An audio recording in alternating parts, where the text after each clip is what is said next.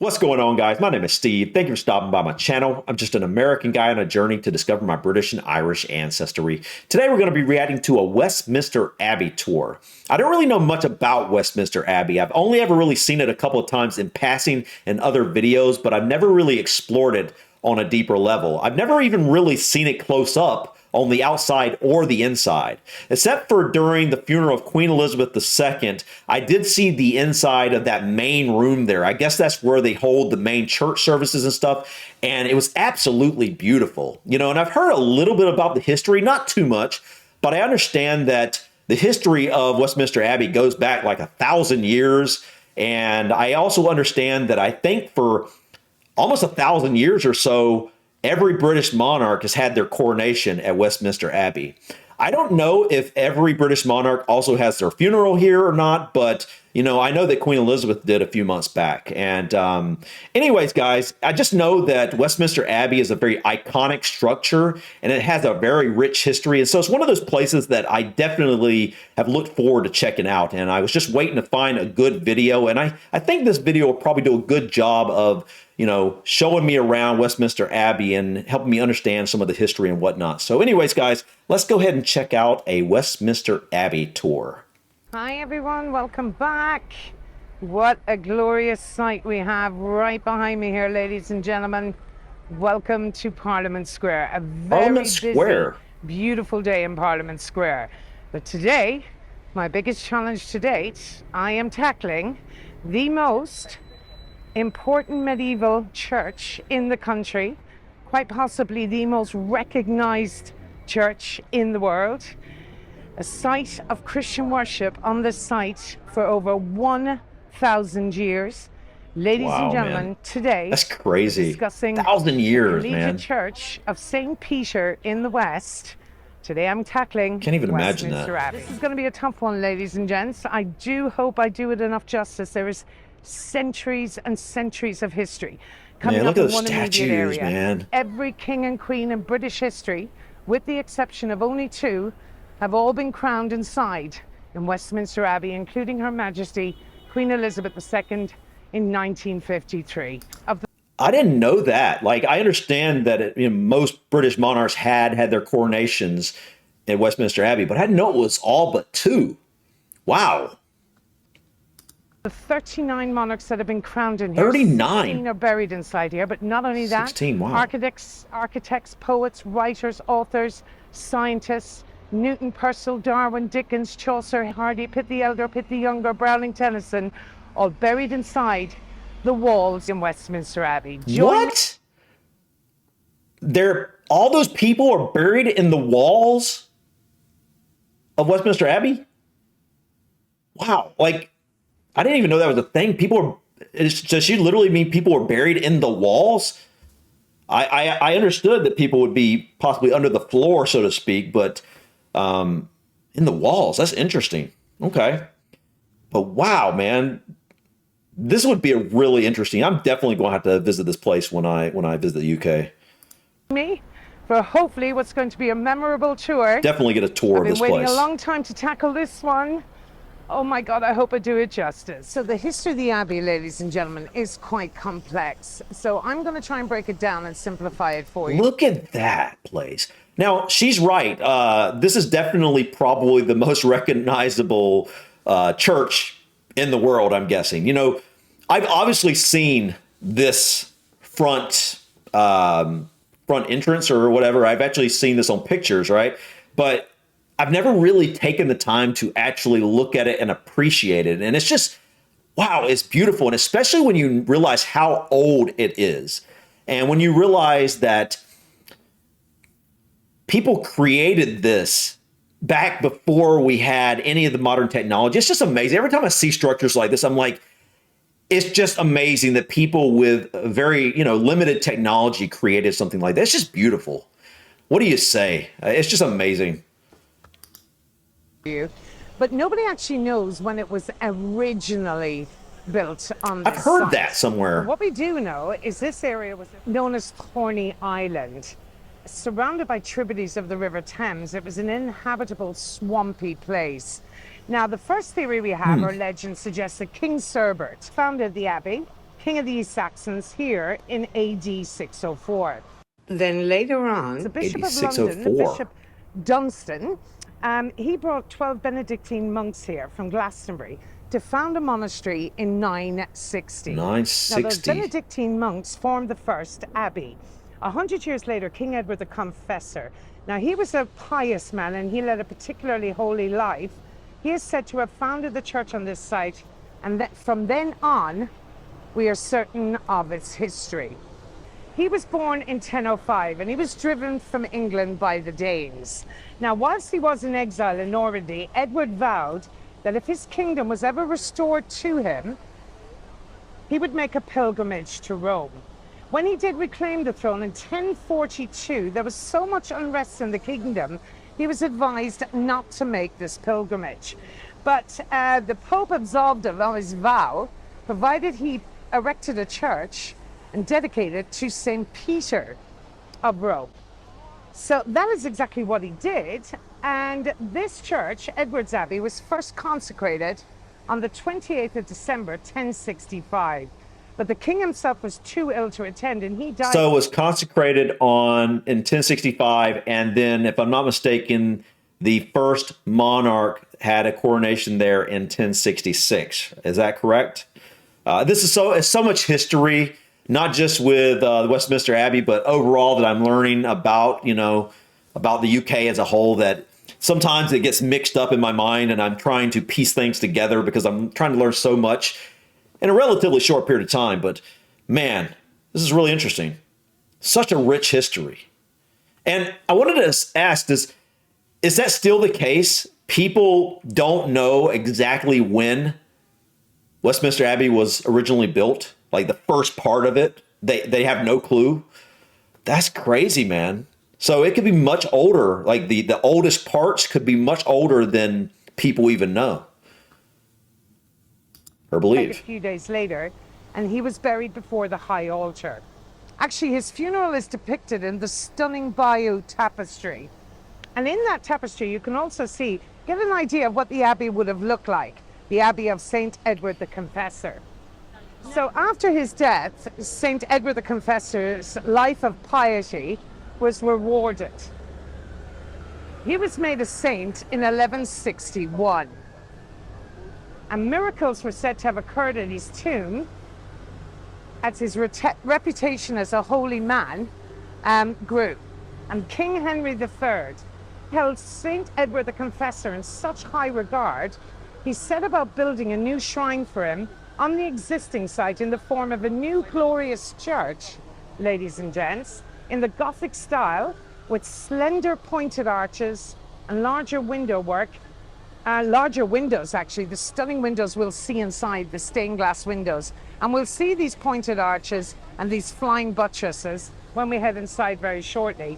So work started on that church in 1245, and it is very much the framework of the church you see today. So in 1376... Wow, wait. Look at this part, man. Wow. I'm guessing this is all part of Westminster Abbey, correct? Look how all that is. I love that. Look at that right there. I think that's a window. It's beautiful, man. So beautiful. The foundation stone was laid for a new nave. And over the next 140 years, with the help of Richard II, the nave was completed. By 1503, Henry III's Lady Chapel was pulled down, and a new Lady Chapel was begun by Henry VII. And that's where we're headed right now, to show you the outer side of Henry VII's Lady Chapel, named after Our Lady, of course. Now, just as we're passing here as well, though, you will see St. Margaret's Church, another part that you can visit when you come to London, and that one is actually free of charge. Winston Churchill married here, Samuel Pepys married here, and Sir Walter Raleigh is buried inside in this building. Really? As is William Caxton. I know who he is, sort of, a little bit. To the UK.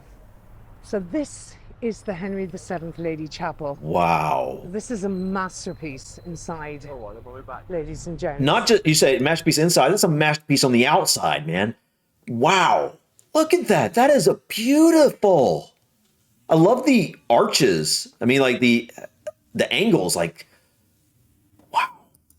So you'll see the different building and construction, the construction as we head inside. There's Gothic, English Gothic, French Renaissance, and influences of all these different styles of architecture inside the building. So is the glasswork original? I know we're probably going to see it from the inside here, but like I'm just curious. After all these centuries, is the glasswork still the same, or has it been replaced? This is beautiful. Here's another part of the building right at the back.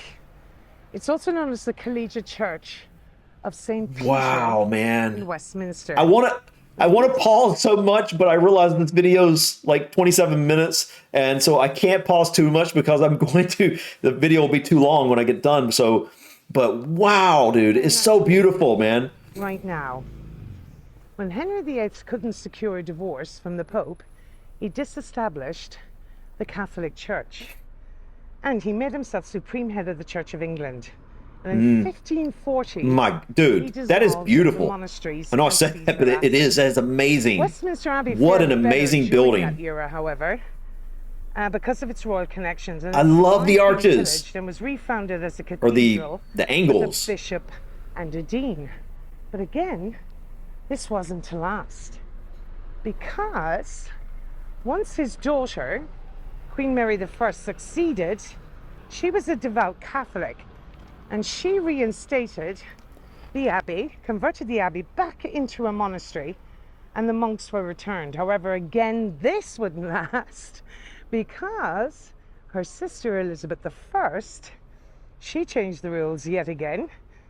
When she ascended the throne just 5 years later, in 1558, she again reversed Mary's changes, and she refounded the abbey again, but this time as the Collegiate Church of St. Peter in Westminster, once more with a dean and chapter.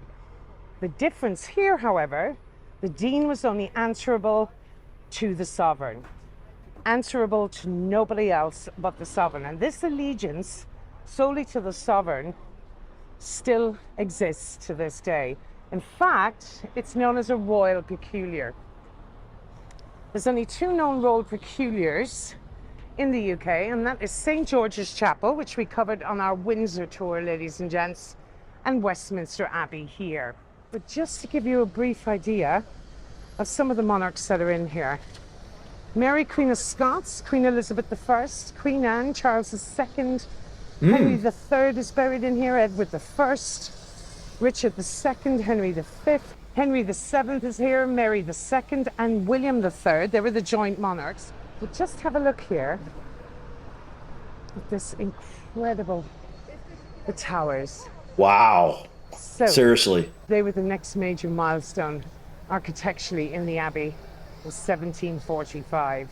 Dude, it's so beautiful, now, in man. 1995, a major restoration took place of the Abbey, of the exterior stonework of the Abbey, and was completed. And new statues were added to the west front, including 10 of 20th century martyrs. Also, the newest addition are the Diamond Jubilee galleries on top of the Abbey. And we're going to be heading up there today, where you can now access the very roof up on top. And the view we're going to see is quite possibly my favorite view inside. So without further ado, that's a brief rundown of the history. We'll be speaking a little bit more about it. Let's head inside, ladies and gents. We enter the Abbey through the north transept. And in this section, it contains several large statues of 18th and 19th century prime ministers, including Viscount Palmerston, Robert Peel, Benjamin Disraeli, and Dude, look at this. Wow, man. Look, I mean, like every single detail, man. I just, growing up, I never really, I'm sure I liked beautiful buildings and things like that, but I never appreciated them on the level that I do now. Like, it's just, I can look at this type of stuff and these statues that are newer. Obviously, she was talking about these are 18th century people. So obviously these were newer, but like, just the fact human hands built this stuff, and it just amazes me. People have this type of talent to build this. It's insane. It's just amazing. William Gladstone.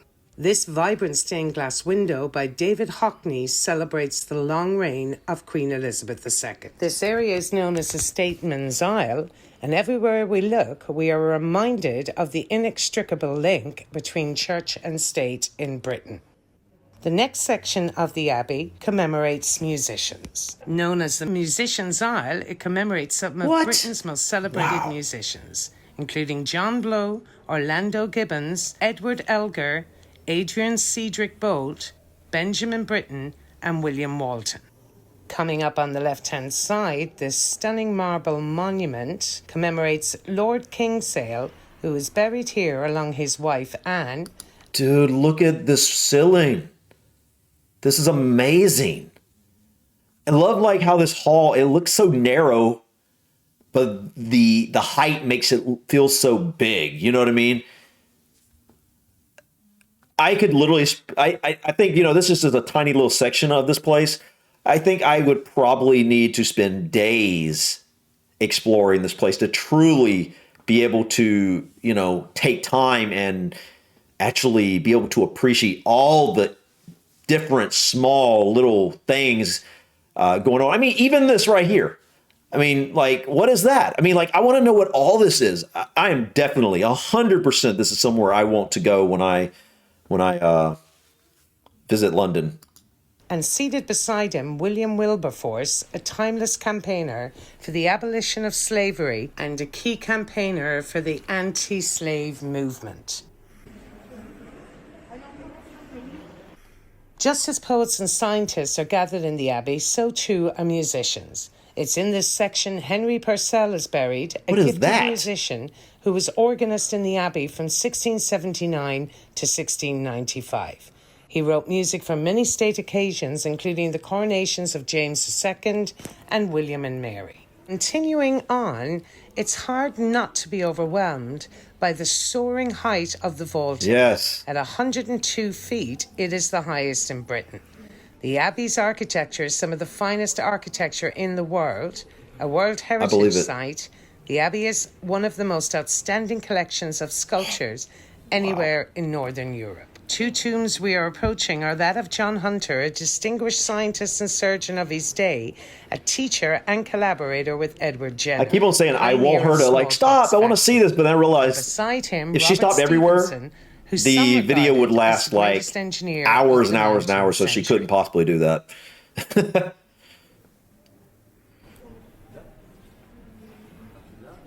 Oh my goodness, look at the stained glass, man. It's so amazing.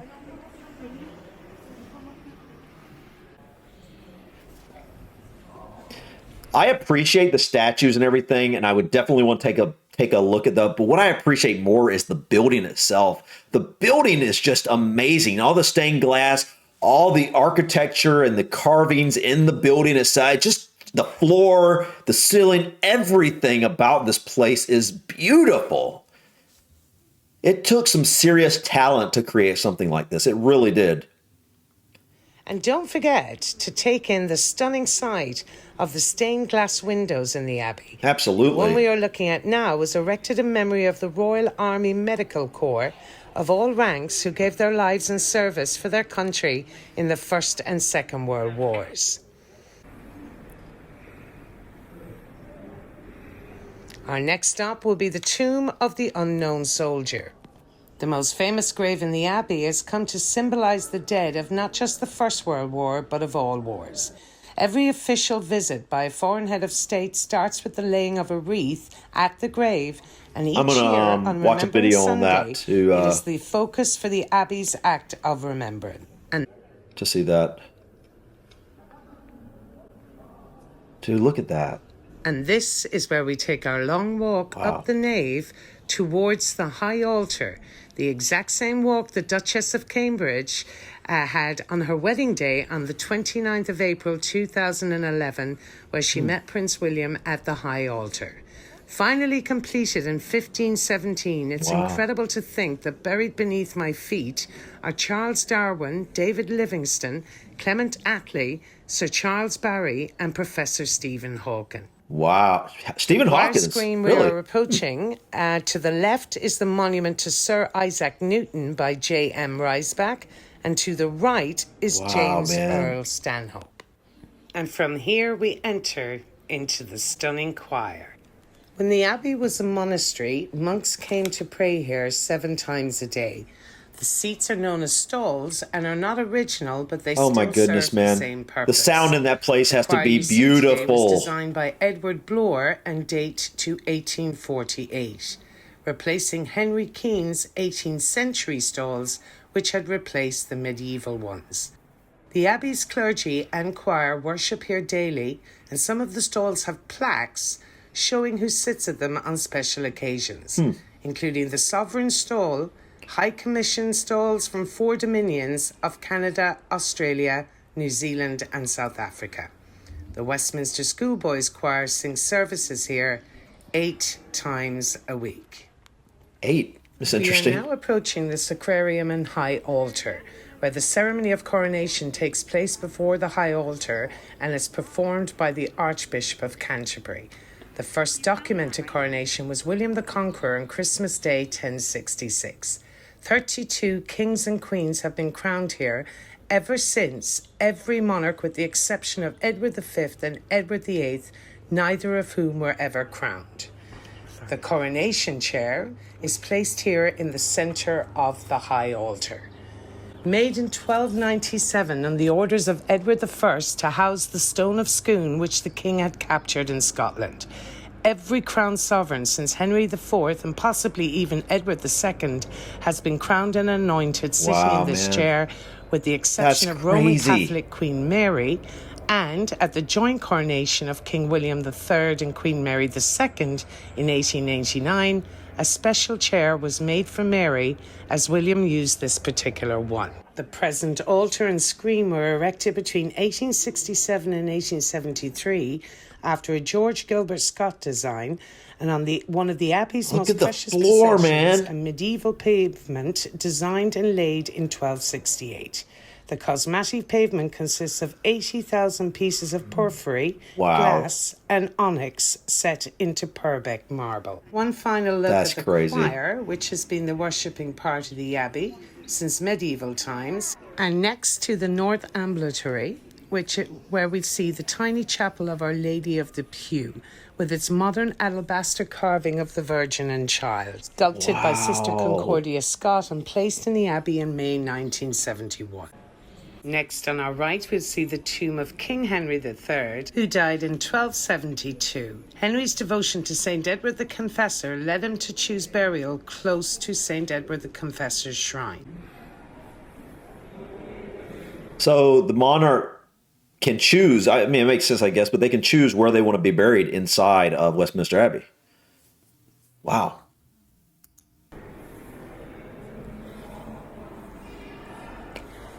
Although I suppose this isn't really, this is entombed, not buried, I guess. Relics were kept here during the Middle Ages, including the cloth in which it was alleged St. Paul's head was wrapped after execution. The decorative ornate screen on the right and the vivid colours are a reminder of how the Abbey was coloured and gilded in medieval times. Wow. As we enter through, the monument in the centre is of Giles, 1st Baron of Daubeny, and his wife Elizabeth, who was Lord Chamberlain to Henry VII. And here lies Sir John Pickering, Lord Keeper of the Great Seal and Speaker of the House of Commons, alongside his wife. In front are statues of their children, 2 of whom hold skulls, symbols of mortality.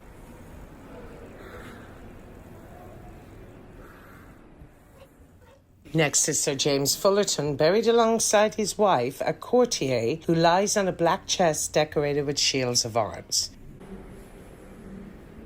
That's amazing, man. That's amazing.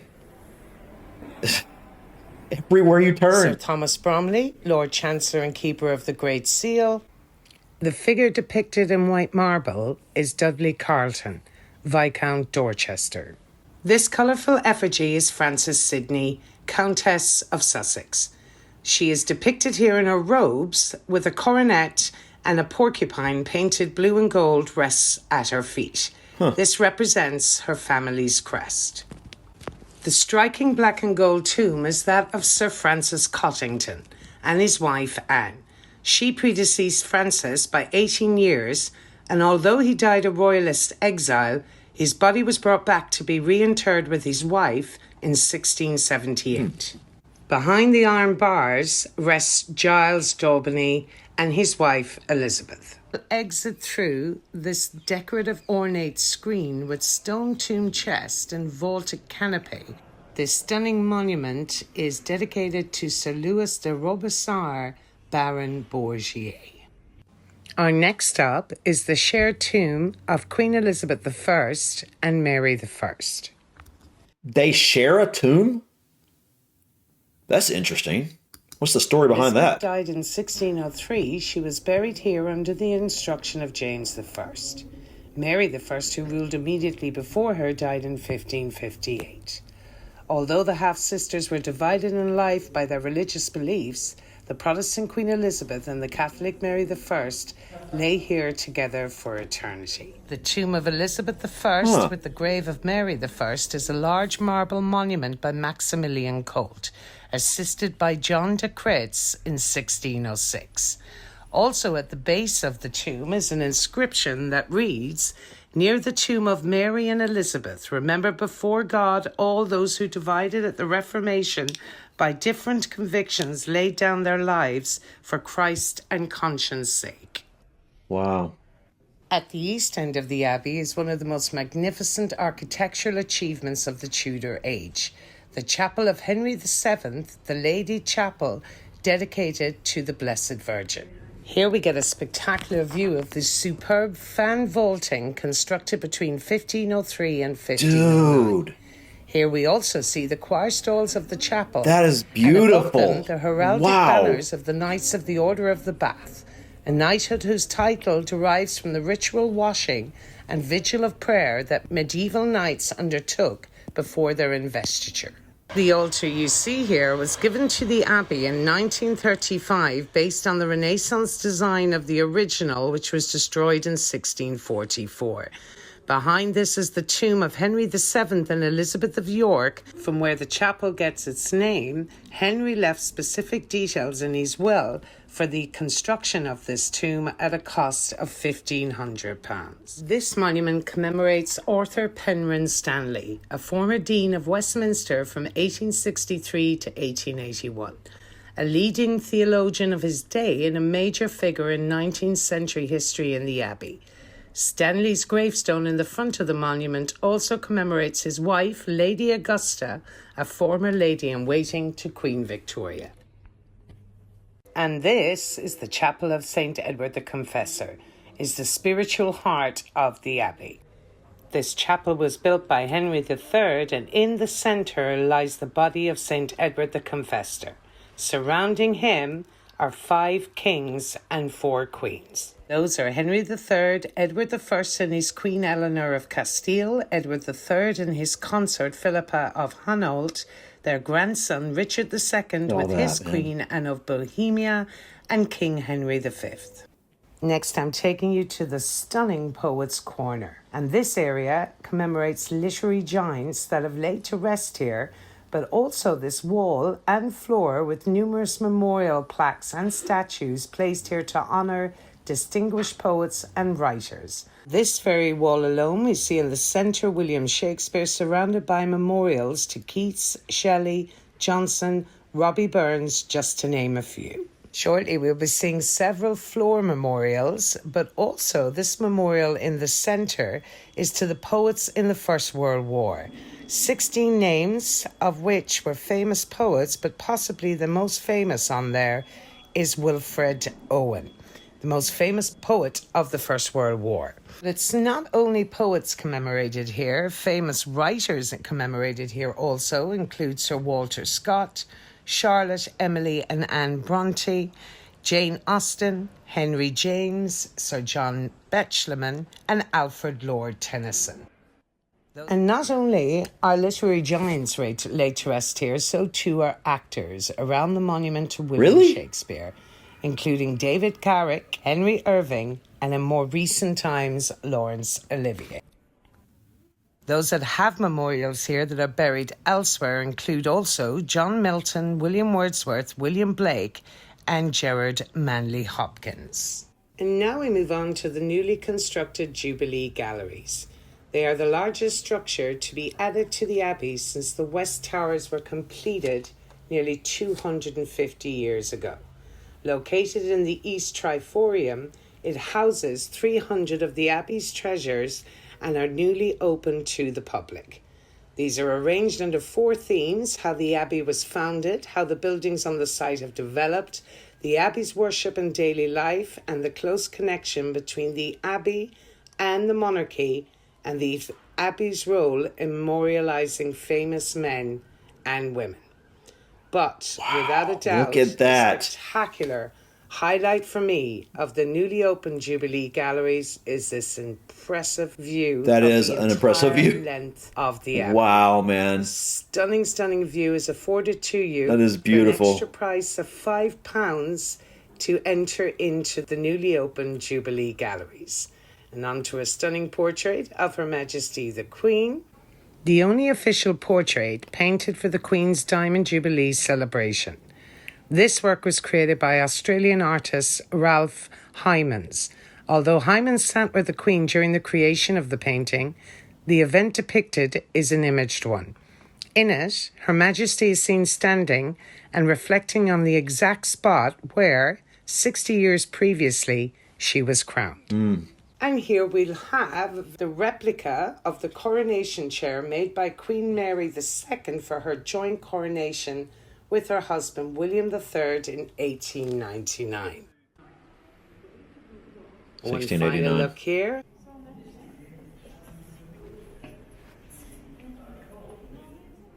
And as we exit the Abbey, ladies and gents, to the left here is Westminster School. This is where the choristers of the Queen attend school and one of the most prestigious public schools in the country. Other treasures of the Abbey, ladies and gents, include Chapter House, the Pyx Chamber, and the stunning nave and cloisters. Wow, what a beautiful place. It's just amazing how huge it seems on the inside. My guess is that if you really wanted to truly explore this place, like on a real in-depth level, it would take you days and days. How big is Westminster Abbey? Like, does anybody know the square footage? I could probably go look it up, but it's just a question I have off the top of my head. Because it seems massive. It seems like there's all sorts of different corridors and areas that are hidden and stuff. I don't know, but yeah, this place looks beautiful. I definitely have to visit when I get to London. The history is just absolutely amazing. She went through so many different things. There's no way I can remember all that, obviously, but I did pick up quite a bit from what she was saying, and it'll help me as I move forward and explore it some more. I've got another video in mind that I'm probably going to explore the Westminster Abbey some more. I think it was, I can't remember what it was about, the tombs or something, but that should be interesting as well. But yeah, guys, I really liked this. It definitely gave me a good overview. I got to finally see a lot of Westminster Abbey on the inside and the outside, and just saw some of that amazing architecture. That would be what I would probably want to explore more than anything. It's just the different corners and stuff, the different designs and the buildings and the stained glass windows and the ceilings and the floors and things like that. I just find that stuff so interesting. And especially since a lot of this is so old. Yeah, guys, thank you so much for stopping by. Please click that like button. Feel free to drop your comments or suggestions about this video or others. And don't forget to subscribe to continue to follow me on my journey to discover my British and Irish ancestry. Until next time, guys, peace.